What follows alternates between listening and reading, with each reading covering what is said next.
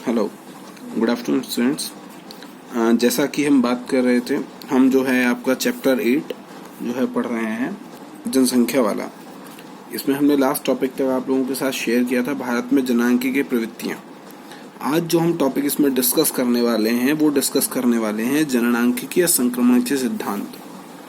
आप लोग इतनी देर से पढ़ रहे हैं, इतनी चीज़ों को पढ़ रहे हैं, तो मैं सबसे पहले आपसे पूछना चाहूँगा, आप सब लोगों को समझ में आ गया कि जननांकिकीय का क्या मतलब होता है। जननांकिकीय का मतलब होता है जनता संबंधी जन्म और मृत्यु के आंकड़े। ठीक है, यानी कि जनता से संबंधित जन्म और मृत्यु के क्या आंकड़े, यानी कि जो जन्म और मृत्यु में संक्रमण के क्या सिद्धांत है। ठीक है, यहाँ मतलब होता है जनता संबंधी जन्म और मृत्यु के संक्रमण के सिद्धांतों से। आप कहेंगे सर जननांकिकीय बता रहे हैं, बार बार जननांकिकीय शब्द का आप जो है प्रयोग कर रहे हैं, लेकिन जननांकिकीय का मतलब क्या होता है, शुद्ध भाषा में क्या मतलब होता है, वो तो आपने बताया नहीं। तो इसलिए मैंने यहाँ आपको बता दिया कि जननांकिकीय शब्द का क्या मतलब होता है, जननांकिकीय संक्रमण के सिद्धांत। ठीक है, इसकी 3 अवस्थाएं होती हैं। इसमें पहली अवस्था, इसमें उच्च मृत्यता का मतलब होता है मृत्यु दर से, ध्यान रखिएगा। मृत्यता का मतलब होता है मृत्यु दर से, यानी कि मृत्यु, इसको ता को हम ऐसे करते हैं तो ये मृत्यु शब्द ही बन जाएगा। ठीक है, मृत्यु, इसमें उच्च मृत्यु दर एवं उच्च प्रजननशीलता, यानी कि जन्म दर। प्रजननशीलता को हम जन्म दर से डिफाइन कर सकते हैं, होती है, यानी कि इसमें ज्यादा मृत्यु दरें भी होती हैं और ज्यादा जन्म दर भी होती है। लोग इसमें गंभीर बीमारियों एवं भोजन की अनिश्चित आपूर्ति से भी प्रभावित होते हैं। लोग इसमें क्या होते हैं, गंभीर बीमारियों से भी प्रभावित होते हैं, भोजन की अनिश्चित आपूर्ति से भी प्रभावित होते हैं, इन सब चीजों से प्रभावित होते हैं, क्योंकि जन्म दर भी बहुत होती है और मृत्यु दर भी बहुत होती है। इसमें जनसंख्या की वृद्धि धीमी होती है, जनसंख्या की वृद्धि दर धीमी होती है, एवं देश के अधिकांश लोग कृषि पर निर्भर होते हैं। किस पर निर्भर होते हैं? कृषि पर निर्भर होते हैं। दूसरा कोई व्यवसाय उन लोगों के पास नहीं होता, क्योंकि कितने लोग व्यवसाय में जुड़ेंगे जब जन्म दर और मृत्यु दर ज्यादा हो जाएंगी या जन्म दर जैसे होने लग जाएंगी, तो जो है कितने लोग जो है व्यवसाय से जुड़ेंगे। ठीक है, इसमें अब हम देखते हैं दूसरी अवस्था। सारी चीजें आपको वर्ड टू वर्ड समझ में आ रही होंगी। 2 वर्ड्स उसमें थोड़े से टफ थे, उनका मतलब जो है मैंने यहाँ आपको मेंशन कर दिया। प्रजननशीलता का मतलब होता है जन्म दर से, फर्टिलिटी रेट से। ठीक है, दूसरी अवस्था, इसमें प्रारंभ में तो उच्च जन्म दर होती है, यानी प्रजननशीलता बनी रहती है, एवं कुछ समय पश्चात इसमें कमी आने लगती है, यानी कि जागरूकता की शुरुआत जब हो जाती है। इसमें क्या होता है कि पहले तो जो है प्रथम अवस्था के बाद ही द्वितीय अवस्था में जो है पहले तो क्या होता है कि जो जन्म दर है वो तेजी से बनी रहती है, लेकिन कुछ समय बाद इसमें क्या आ जाता है, कमी आ जाती है। कमी क्यों आएगी? क्योंकि लोग जो है जागरूक होना शुरू हो जाते हैं। जहाँ जागरूकता की शुरुआत होने लग जाएगी, जहाँ लोग जागरूक हो जाएंगे कि हमारे पास खाने कमाने के लिए कुछ नहीं है, पैसा हम उतना जो है नहीं कमा पा रहे हैं, उद्योग धंधे हैं नहीं, रोजगार है नहीं, तो इतने परिवार को बढ़ाने से या इस तरीके से जनसंख्या वृद्धि दर को बढ़ाने से कोई फायदा नहीं है सिवाय नुकसान के। लोगों को मृत्यु तक करनी पड़ती है। तीसरी अवस्था, यह अंतिम अवस्था है। इसमें मृत्यु दर एवं प्रजननशीलता, यानी कि जन्म दर कम हो जाती है, यानी कि इसमें मृत्यु दर भी कम होगी और जन्मशीलता भी कम होगी। इसमें जनसंख्या या तो घट जाती है, जनसंख्या या तो घट जाएगी, या इसका विकास मंद गति से होता है, यानी कि या तो इसमें जनसंख्या कमी हो जाएगी, मर जाएगी, तो या फिर जो इसका बढ़ाव होगा, जो विकास होगा वो धीरे धीरे होगा, आसानी से, तेज नहीं होगा। ठीक है, इसको 4 चरणों में बांटा गया है। तीसरी अवस्था को 4 चरणों में कैसे बांटा गया है, ये देखिए। प्रथम अवस्था 1901 से 1921, दूसरा चरण 1921 से 1951, तीसरा चरण 1951 से 1981 और चौथा चरण 1981 से आज तक। अब हम देखते हैं चारों चरण का मतलब क्या है, चारों चरणों में क्या है। प्रथम चरण 1901 से 1921, वृद्धि स्थिर, यानी कि बढ़ना जो है वो स्थिर हो गया, तथा मृत्यु दर में वृद्धि हो गई। अब क्या है, यहाँ पर मृत्यु दर ज्यादा हो जाएगी, क्योंकि वृद्धि तो रुक गई, स्थिर हो गई, वहीं की वहीं रुक गई लाइन। अब मृत्यु दर बढ़ रही है, तो एक टाइम ये होगा कि इसके आउट निकल जाएगी, पीक निकल जाएगी। दूसरा चरण 1921 से वृद्धि दर अल्प मात्रा में हो रही है। यहाँ पर वृद्धि दर जो है अल्प मात्रा में हो रही है, स्थिर नहीं है, हो रही है लेकिन कम हो रही है, धीरे धीरे हो रही है, वृद्धि हो रही है। यहाँ मृत्यु दर भी होगी तो वृद्धि भी धीरे धीरे हो रही है। स्थिर में क्या हो जाता है कि डेथ लाइन आ जाती है धीरे धीरे, यहाँ पर जो है डेथ लाइन नहीं आएगी, यहाँ पर जो है धीरे धीरे बढ़ती रहेगी कहानी, एकदम डेड नहीं होगी। तीसरा चरण 1951 से 1981, इसमें अप्रत्याशित जनसंख्या विस्फोट, यानी कि जितना आप अंदाजा नहीं लगा सकते उससे ज्यादा जनसंख्या बढ़ जाएगी। ठीक, और चौथा चरण, ये जो हम तीसरी अवस्था में पढ़ते हैं, चौथा चरण 1981 से जनसंख्या जागरूक, जनसंख्या का जागरूक होना, जागरूक हो जाएगी तो मृत्यु दर भी कम हो जाएगी और जनसंख्या की वृद्धि दर भी अपने हिसाब से चलेगी, तेज नहीं होगी, हिसाब से चलेगी। इन सभी चरणों में जनसंख्या वृद्धि तथा मृत्यु दर की गतिविधि के बारे में ज्ञात होता है, इन चारों चरणों में कि किस तरीके से थी, जनसंख्या वृद्धि कैसी थी और मृत्यु दर कैसी थी। ठीक है, यहाँ तक आप लोग समझ गए होंगे। टॉपिक्स लाइन एकदम एक्यूरेट इस हिसाब से लिखी हुई है कि किसी को समझने में या पढ़ने में कोई समस्या मेरे हिसाब से नहीं होनी चाहिए। ये वर्ड्स दो जो है मैं आपको नोट्स में नहीं दे पाया हूँ, ये मैंने बाद में मेंशन किए हैं। वीडियो में आपको दोनों वर्ड्स जो है मेरे मिल जाएंगे कि मातृता का क्या मतलब होता है और जनसंख्या जननांकिकी के क्या होता है, ये दोनों वर्ड्स आपको वीडियो से जानने को मिल जाएंगे। नेक्स्ट टॉपिक अब हम पढ़ते हैं इसमें जन्म दर तथा मृत्यु दर। जन्म दर और मृत्यु दर जैसे मैंने भी आपको बताया, तो यहाँ जन्म दर और मृत्यु दर जो आकलन किया जाता है वो प्रति 1000 पर किया जाता है। प्रति 1000 पर जन्म लेने वाले शिशुओं की संख्या का जो अनुपात निकलता है उसे हम क्या कहते हैं, जन्म दर। यानी 1000 पर, यानी 1000 पर अगर 10 बच्चों ने जन्म लिया तो हमारा रेशियो 1000 रहेगा, यानी 1000 लोगों पर 10 बच्चों ने जन्म लिया। प्रति 1000 पर जन्म लेने वाले शिशुओं की संख्या का अनुपात जन्म दर कहलाता है। यानी कि अगर किसी आबादी की जनसंख्या अगर 10,000 है, ठीक है, तो वहाँ 1000 के हिसाब से आंकड़े निकाले जाएंगे।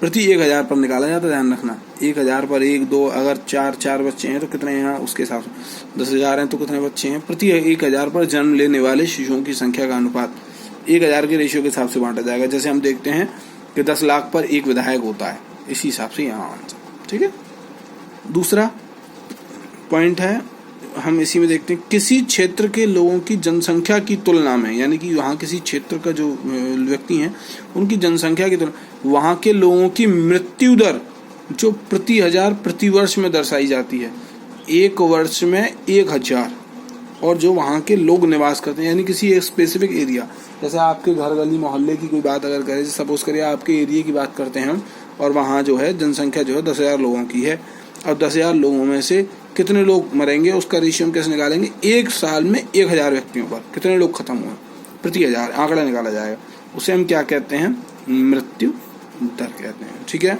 ये दोनों टॉपिक आपको क्लियर हो गए होंगे। प्रति 1000 पर, प्रति 1000 पर एक वर्ष में किसी क्षेत्र में जन्म लेने वाले व्यक्तियों का अनुपात और किसी क्षेत्र में मृत्यु होने वाले व्यक्तियों का अनुपात, ठीक, 1000 पर निकाला जाएगा, उसे हम क्या कहेंगे, जन्म लेने वाले को क्या कहेंगे, जन्म दर, और मृत्यु लेने वाले को क्या कहेंगे, मृत्यु दर।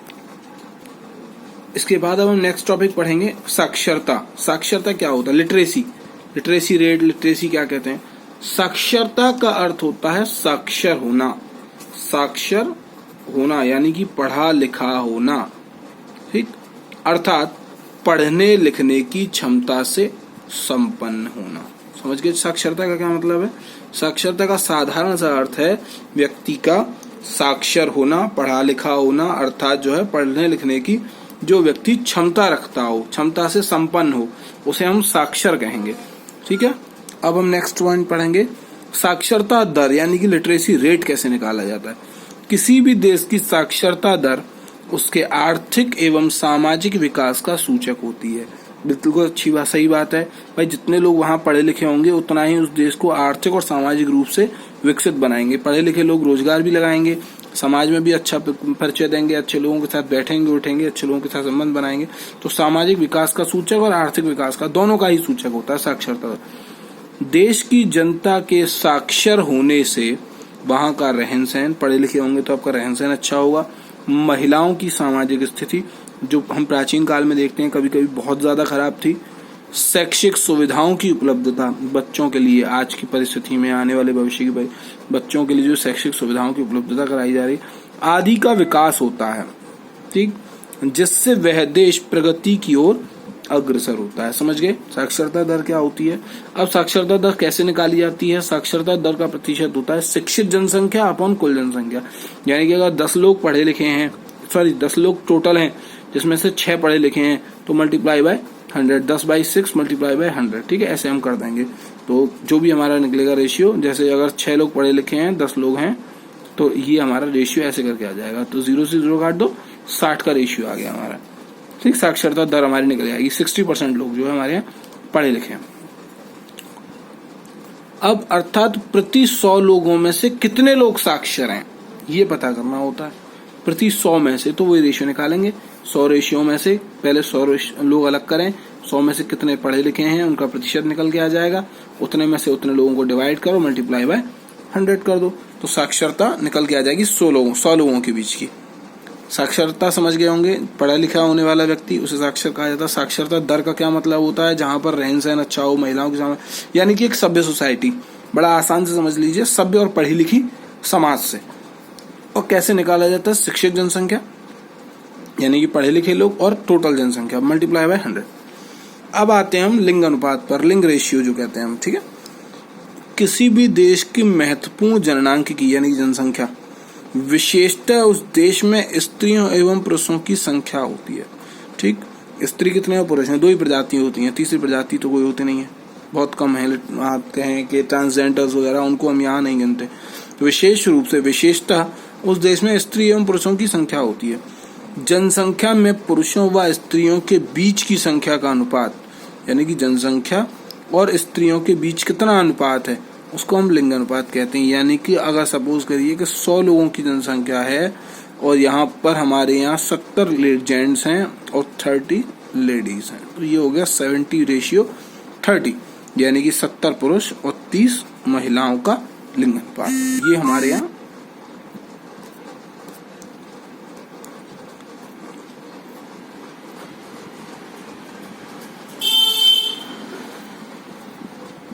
लिंग अनुपात की श्रेणी में आती वाली चीजें हैं, ठीक है। अब हम नेक्स्ट टॉपिक पढ़ते हैं। शुरुआत जिस टॉपिक की करते हैं, यहाँ तक के नोट्स आपको पहले मिल गए होंगे, बेरोजगारी वाले पॉइंट्स के नोट्स भी आपको जो है मिल गए हैं कल रात को। ये वीडियो के साथ आप दोनों टॉपिक्स के नोट एक साथ पढ़ लीजिएगा। अनएम्प्लॉयमेंट, बेरोजगारी क्या होती है, यहाँ हम बेरोजगारी से बात करते हैं। वर्तमान जो स्थिति है, बेरोजगार आज जो हो रहा है आदमी, उसकी बात हम कर रहे हैं। बेरोजगारी से मतलब आप सब समझ रहे हैं, यहाँ शिक्षित भी आते हैं, गैर शिक्षित लोग भी आते हैं, अनपढ़ भी आते हैं, गंवार भी आते हैं, ठीक है। पढ़े लिखे लोग भी आते हैं और अनपढ़ लोग भी आते हैं। कुछ लोग ऐसे हैं जो पढ़े लिखे होने के बाद भी बेरोजगार हैं, कुछ लोग ऐसे हैं जो बिना पढ़े लिखे भी कामगार हैं। तो वो सारी चीजें हम बेरोजगारी वाले कॉन्सेप्ट में आपको आगे पढ़ाते चलेंगे।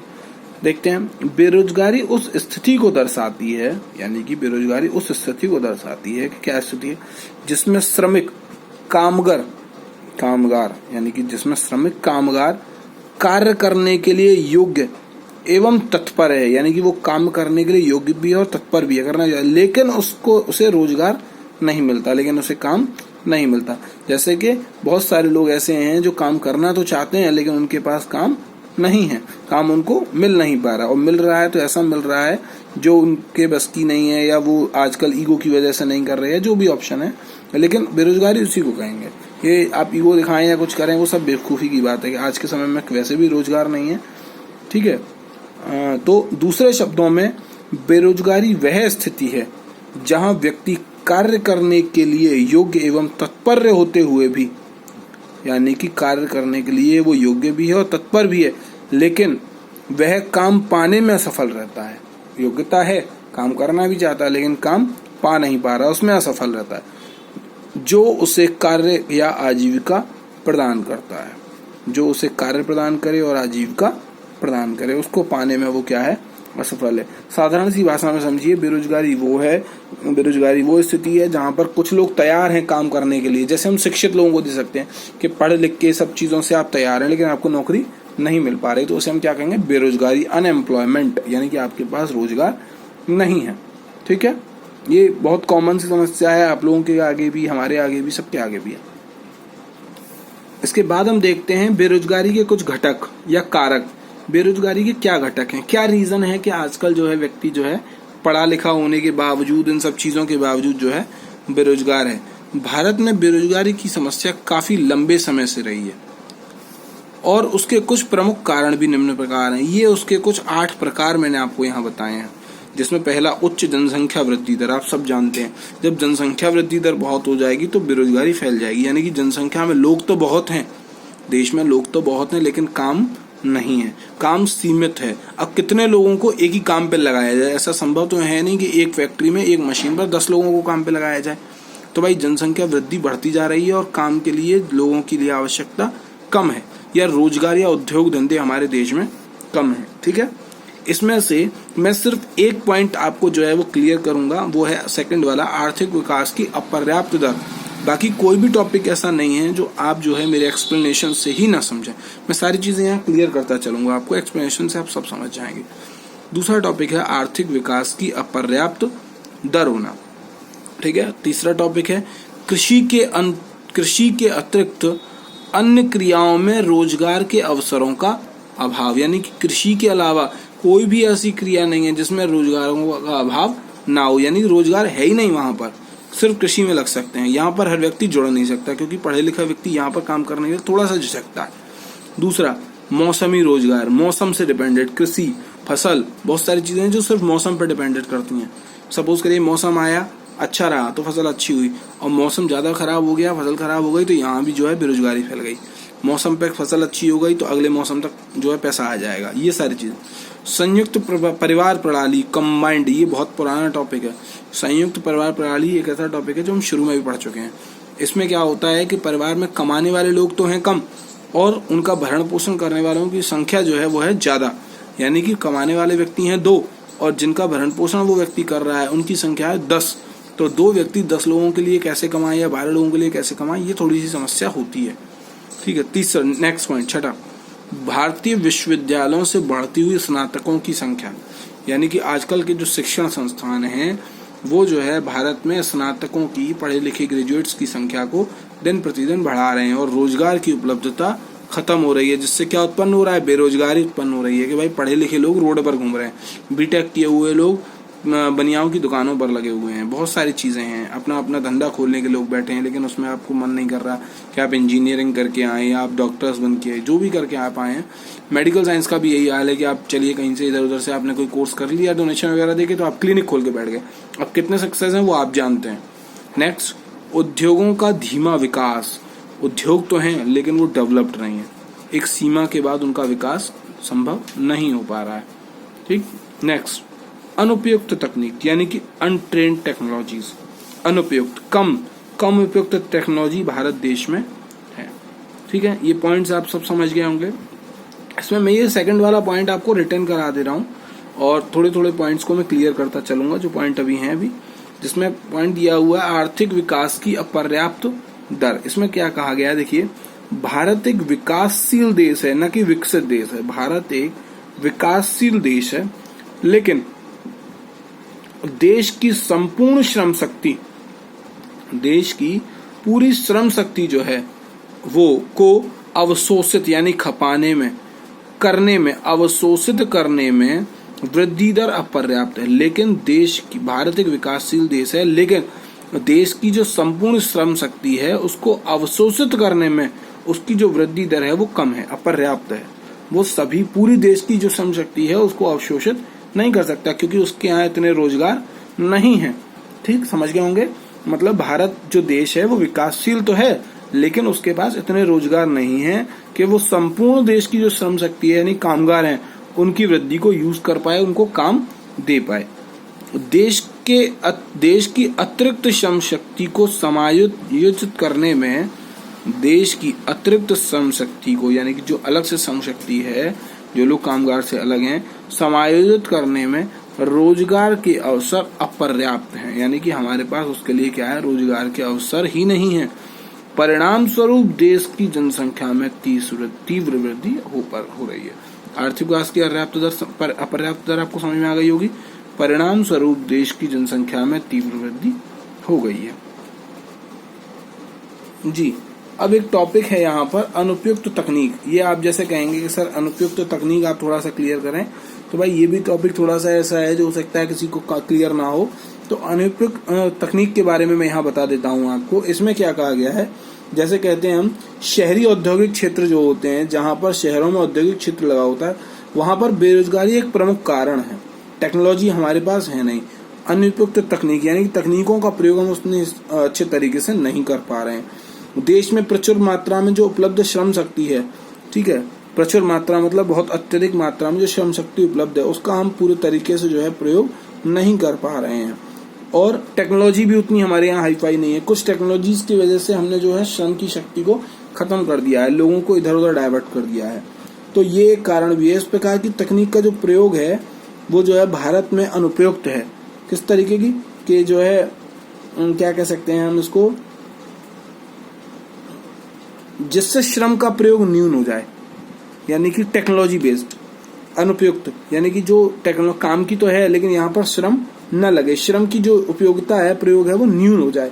इस तरीके की कंडीशन को हम अनुपयुक्त तकनीक में देख सकते हैं। ठीक, बाकी आप सब समझ गए होंगे। दूसरा पॉइंट मैंने आपको बता ही दिया, कृषि के अतिरिक्त जो है आपको अन्य क्रियाओं में रोजगार उपलब्ध है नहीं। जनसंख्या का लगभग 2/3 भाग जो है कृषि कार्य में आज भी संलग्न है। ठीक, मौसमी यानी कृषि मौसम के डिपेंडेंट करती है। संयुक्त परिवार प्रणाली में आप देखते हैं कि जहां भारत में छिपी बेरोजगारी है, उसको बढ़ावा देने के लिए खेतों में, परिवारों में, धंधों में लोग बाग लगे रहते हैं, लेकिन जो है एक आदमी, दो आदमी जो है कैसे इतने बड़े परिवार का भरण पोषण कर सके। तो ये सारी चीजें आप बहुत अच्छे से समझ गए होंगे। अब मैं जिस टॉपिक पर आगे आपको ले जा रहा हूँ, जिस टॉपिक की बात अब हम आगे आपके साथ करेंगे, वो टॉपिक है भारत में बेरोजगारी के प्रकार। तो भारत में बेरोजगारी के कुछ 8 प्रकार बताए गए हैं कि भारत में किस किस तरीके की बेरोजगारी जो है उत्पन्न है। ठीक है, तो हम डिस्कस करेंगे। पहली बेरोजगारी ऐच्छिक बेरोजगारी, दूसरी अनैच्छिक बेरोजगारी, तीसरा संरचनात्मक बेरोजगारी, चौथा अल्प रोजगार, पांचवा छिपी हुई या प्रच्छन्न बेरोजगारी, छठी शिक्षित बेरोजगारी, सातवीं मौसमी बेरोजगारी, आठवीं शहरी एवं ग्रामीण दोनों ही क्षेत्रों में युवाओं के मध्य बेरोजगारी। अब देखिए, इसमें से कुछ तो ऐसे टॉपिक हैं जो अभी मैंने डिस्कस किए, जैसे शिक्षित यानी कि व्यक्ति जो है शिक्षित है लेकिन रोजगार नहीं है। मौसमी बेरोजगारी यानी मौसम के हिसाब से, ठीक है, मौसम के हिसाब से रोजगार की उपलब्धता। ऐच्छिक और अनैच्छिक भी मैं आपको बताऊंगा। संरचनात्मक में ऐच्छिक का मतलब होता है कि जहां कार्य करना ही नहीं चाहता अपनी स्थिति से। अनैच्छिक जहां कार्य करना तो चाहता है लेकिन उसके पास काम है ही नहीं। संरचनात्मक में कुछ क्षेत्र संरचना के आधार पर बेरोजगारी बताते हैं। अल्प रोजगारी, सारी चीजें मैं आपको आगे बताऊंगा। चलिए आगे देखते हैं। अब हम फर्स्ट पॉइंट, ऐच्छिक बेरोजगारी। एक एक लाइन ऐसे लिखी हुई है कि आप सिर्फ पढ़ लें एक बार तो आपको सारी चीजें बड़ी स्पष्टता के साथ क्लियर हो जाएंगी। आपको मतलब मुझे लगता है कि दोबारा उनको जो है पढ़ने की आवश्यकता भी नहीं पड़ेगी, एक बार में इमेज बहुत क्लियर बन जाएगी आपके दिमाग में। यह वह स्थिति है जब कोई श्रमिक, ठीक है, कोई श्रमिक कोई भी उत्पादन कार्य नहीं करना चाहता। ऐच्छिक यानी कि अपनी इच्छा से। यह वह स्थिति है जब कोई श्रमिक कोई भी उत्पादन कार्य करना नहीं चाहता या उसे रोजगार प्राप्त करने की कोई इच्छा ही ना हो। ये सारे काम अपनी इच्छा से कर रहे हैं, यानी कि है तो सही लेकिन वो खुद नहीं करना चाहता, इस कारण वह बेरोजगार तो है। बेरोजगार हो तो ऐसे श्रमिक को क्या कहेंगे हम? ऐच्छिक बेरोजगार, यानी कि वो अपनी इच्छा से बेरोजगार है, किसी दूसरे का कोई रीजन उसमें नहीं है, इच्छा से बेरोजगार है। नेक्स्ट, अनैच्छिक बेरोजगारी। अनैच्छिक बेरोजगारी का क्या मतलब है? जब कोई श्रमिक वर्तमान में प्रचलित मजदूरी दर पर काम करना चाहता है, यानी कि जब कोई श्रमिक वर्तमान में जो प्रचलित मजदूरी दर है, यानी कि 100 रुपए, 200 रुपए, 400 रुपए जो भी है, उस पर काम करना चाहता है और उसे काम नहीं मिलता है, यानी कि मजदूरी दर पर काम तो करना भी चाहता है लेकिन उससे काम जो है नहीं मिलता, जिससे वह बेरोजगार रहता है, यानी कि काम की कीमत भी कम और काम मिल भी नहीं रहा, तो उसे क्या कहते हैं? अनैच्छिक बेरोजगारी। यह स्थिति अनैच्छिक बेरोजगारी कहलाती है। एक लाइन में सारी चीजें क्लियर करी हुई हैं। नेक्स्ट, थर्ड पॉइंट, संरचनात्मक बेरोजगारी। संरचनात्मक परिवर्तनों के परिणाम स्वरूप, यानी संरचना के अनुसार कुछ परिवर्तन के परिणाम स्वरूप औद्योगिक क्षेत्र में उत्पन्न बेरोजगारी, यानी कि संरचना ही ऐसी है कि औद्योगिक क्षेत्रों में जो है बेरोजगारी उत्पन्न हो रही है, संरचनात्मक बेरोजगारी कहलाती है और मुख्यतः यह भारत में पाई जाती है। संरचना के आधार पर, यानी कि क्षेत्रीय आधार पर या कहीं फसलों के आधार पर या कहीं शहरी विकास के आधार पर संरचना जो भी प्रॉब्लम देती है परिवर्तनों के आधार पर। नेक्स्ट, अल्प रोजगार। अल्प रोजगार चौथा पॉइंट है। अल्प रोजगार में हम क्या देखते हैं? इसके अंतर्गत ऐसे श्रमिक आते हैं जिनको काम बहुत कम मिलता है, यानी कि अल्प रोजगार मतलब कम रोजगार मिलना। इसके अतिरिक्त ऐसे श्रमिक आते हैं जिनको काम बहुत कम मिलता है, इनका उत्पादन में योगदान बहुत कम है, यानी कि जब काम ही नहीं है तो उत्पादन में योगदान कम हो गया। जितनी इनकी कार्य क्षमता होती है उसके अनुसार भी इन्हें कार्य नहीं मिल पाता। ठीक, क्लियर? ये हो गए अल्प रोजगार। नेक्स्ट, प्रच्छन्न बेरोजगारी, यानी कि छिपी हुई। अब प्रच्छन्न बेरोजगारी मैंने लिखाया था पीछे, प्रच्छन्न बेरोजगारी, छिपी हुई बेरोजगारी, दोनों एक ही पॉइंट है। प्रच्छन्न का मतलब छिपे हुए होने से होता है। यह एक ऐसा स्वरूप है जिसमें व्यक्ति अपने आप को बेरोजगार महसूस ही नहीं करता, यानी कि आप काम तो कर रहे हैं लेकिन अपने किस तरीके से कर रहे हैं, कैसी स्थितियों में कर रहे हैं, तो आप अपने आप को बेरोजगार महसूस नहीं कर रहे, ठाले बैठे कुछ तो लगे हुए हैं। ठीक है, छिपी हुई बेरोजगारी है भाई कि कुछ नहीं है, चलो सुबह शाम तक मैं 100-200 बट्टे लाए, वकीलों की कंडीशन या जो भी आप देखते हैं, तो ये वो कंडीशन है कि हाँ चलो ठाले बैठे कहीं फुटकर किसी से कमीशन बाजी या, तो हम बेरोजगार नहीं है नाम के लिए भाई। और गोवर्धन वाले देख सकते हैं कि जैसे पंडों का या किसी का भी काम है तो ये उसमें आता है, आप बेरोजगार महसूस नहीं करते हैं, लेकिन वे बेरोजगार ही होते हैं क्योंकि आपके पास कोई स्थिर साधन नहीं होता है। इसके दो मुख्य रूप हैं, पहला मात्रात्मक और दूसरा गुणात्मक। मात्रात्मक में कितने लोग रोजगार में हैं, पहली चीज तो मात्रात्मक तो ये है कि वो कितने लोग रोजगार में लगे हुए हैं, ऐसे जिनके पास रोजगार, बेरोजगार महसूस नहीं कर रहे, रोजगार है लेकिन उसका कोई मतलब नहीं है, वो जैसे तैसे अपने काम से। गुणात्मक, रोजगार में लगे व्यक्ति कितना उत्पादन करते हैं, ये गुणात्मकता पर डिपेंड करती है, वो कितना काम कर रहे हैं, या तो उस काम को बड़े लेवल पर करें। ठीक, नेक्स्ट शिक्षित बेरोजगारी, ये मैंने आपको बताई। शहरी क्षेत्रों में शैक्षणिक संस्थाओं में विस्तार और सामाजिक प्रतिष्ठा के में को जो कि शिक्षा से आती है। प्रतिवर्ष ऐसे लाखों स्नातकों को विश्वविद्यालय तैयार कर रहे हैं जो श्रम बाजार में प्रवेश कर जाते हैं, लेकिन शिक्षा रोजगार उन्मुख नहीं है, इसलिए इस अवस्था को शिक्षित बेरोजगारी की संज्ञा दी गई। यानी कि शिक्षा ऐसी नहीं है जो स्वरोजगार वो अपना कर सकें या रोजगार उन्मुख उनको बना सके, या रोजगारी नहीं है ऐसे कह सकते हैं आप। ठीक है, तो ये शिक्षित बेरोजगारी का पॉइंट हो गया। इसमें हम नेक्स्ट टॉपिक देखते हैं, सातवां, मौसमी बेरोजगारी। मौसमी बेरोजगारी मैंने भी आपको बताया, ऐसी अवस्था जो मौसम पर निर्भर करती है, जो गांव में एक प्रमुख आर्थिक क्रिया है। कृषि, फसलों की बुआई व कटाई मौसम पर अत्यधिक निर्भर करती है। जैसे ग्रामीण क्षेत्र के उद्योग बताइए, जैसे चीनी मिल, चावल, कपास आदि, ये सब मौसम पर आधारित हैं। ठीक, नेक्स्ट आठवां पॉइंट, शहरी एवं ग्रामीण दोनों ही क्षेत्रों में युवाओं के मध्य बेरोजगारी, यानी कि शहरी क्षेत्र हो चाहे ग्रामीण क्षेत्र हो, दोनों ही क्षेत्रों में युवाओं के बीच में बेरोजगारी फैली हुई है। 15 से 35 आयु वर्ग के युवकों में, यानी कि 15 साल से 35 साल के आयु वर्ग के युवकों में बेरोजगारी विभिन्न आयु वर्ग की श्रम शक्ति के समूह में उच्च शिखर पर है। यानी बेरोजगारी जो है विभिन्न आयु वर्ग में श्रम शक्ति के समूह में उच्च शिखर पर है। ये जो घूमते रहते हैं फालतू बने में, इधर उधर लड़के जो घूमते हैं, ये सब उसी श्रेणी में आते हैं। यह बेरोजगारी ग्रामीण एवं शहरी दोनों ही क्षेत्रों के युवाओं में विद्यमान है। ठीक है, तो यहाँ तक आप ये सारी चीजें मेरी समझ गए होंगे कि क्या है, कैसे है, कौन सी चीजें हैं। ठीक है, शहरी क्षेत्रों में। अब हम इसके बाद एक टॉपिक नोट्स के और वीडियो के साथ इस टॉपिक को जो है खत्म करेंगे। इसके बाद जो नेक्स्ट टॉपिक होगा वो होगा बेरोजगारी के कारण। बेरोजगारी के कारणों के बाद हम जो है बेरोजगारी के लास्ट पॉइंट्स, कुछ जो मनरेगा नीति, कुछ पॉलिसीज, इन सब के बारे में और आपको बताएंगे। ठीक है, ये टॉपिक यहीं की यहीं खत्म हो जाएगा फिर। तो यहाँ तक किसी भी बच्चे को कोई डाउट हो, कोई समस्या हो, तो वो मुझे बता सकता है, मुझसे पूछ सकता है कमेंट बॉक्स में सब्सक्रिप्शन के साथ, या मेरे मोबाइल नंबर पर फोन करके या व्हाट्सएप करके, जैसे भी आपको सुविधा महसूस हो आप मुझसे पूछ सकते हैं। Please share and subscribe my videos, like and जो है study. Thank you so much.